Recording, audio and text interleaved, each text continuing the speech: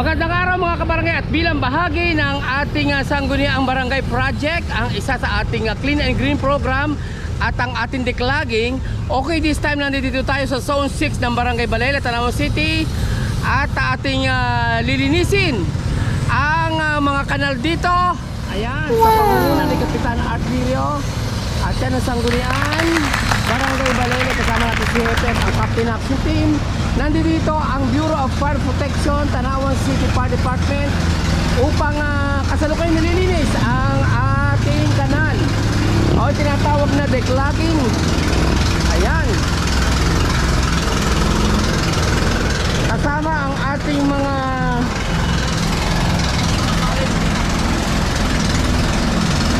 OJT from Lily Rose, nandito rin. Ayan, shout out sa ating mga masipag na estudyante na tumutulong sa ating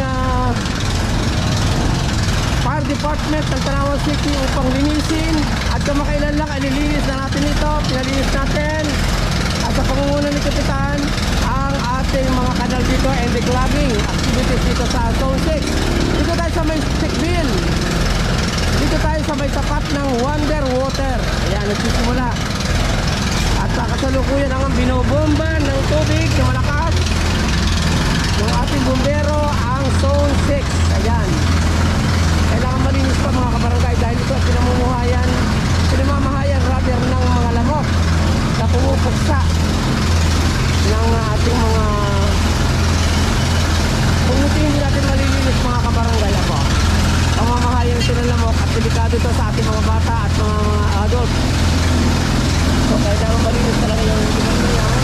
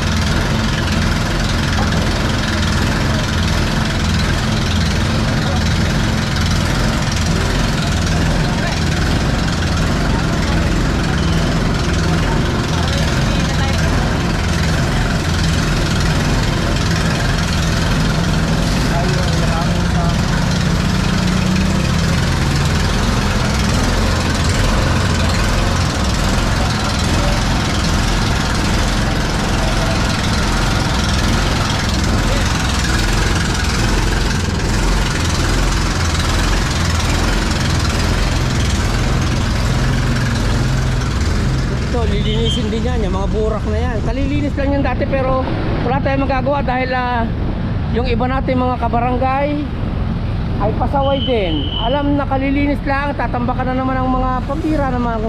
Ang pakikiisa sa kalinisan ng ating ay ang pag-iwas at makatulong tayo makapag-iwas sa sakit. Kaya tayo makasama mga kabarangay sa proyektong ito natin barangay na malinis ang ating mga kanal. Kaya imusap tayo dito sa ating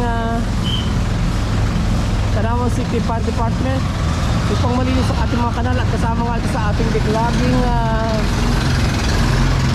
program. Kaya kailangan malinis ito at mabomba ng ayos ng mga tubig ng mga kanal. Yes, tapat ng Wonder. Ayan.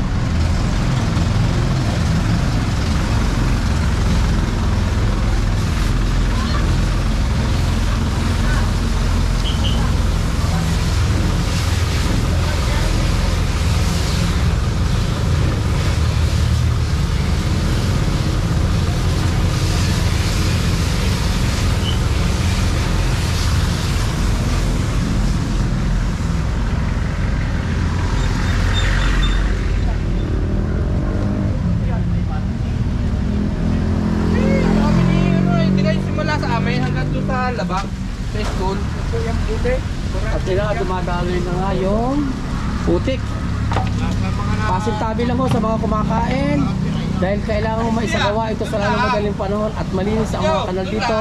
At ito'y maliwanag na pinamamahayan rather ng mga lamok. Ayan ang mga lamok ko, kita-kita nyo sa screen na talaga nagsasalimbawan at galing doon sa ilalim ng kanal. Ngayon kung malilinis ho yan, malayo tayo sa sakit mga kabarangay at kailangan mabomba talaga yan. At kung kayo naman ay kailangan ng mga prutas, ay dito kayo pumunta sa ating kay Maylin dito Gonzales. Dito kayo, dating bahay ni Kuya Paco, meron dito fruit stand. Dito kayo bumili ng mga prutas.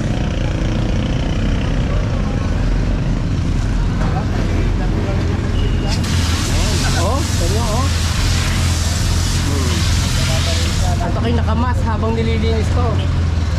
Dahil medyo may amoy yung dating ng ano. May amoy yung amoy ng kanal.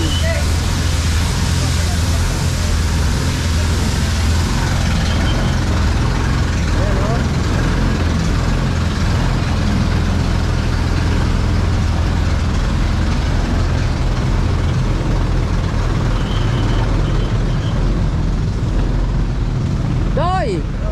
Ililinis natin yung inyong kanal para mawala yung mga lamok-lamok. Yan. Nililinis ang kanal para hindi pamahayan ng lamok.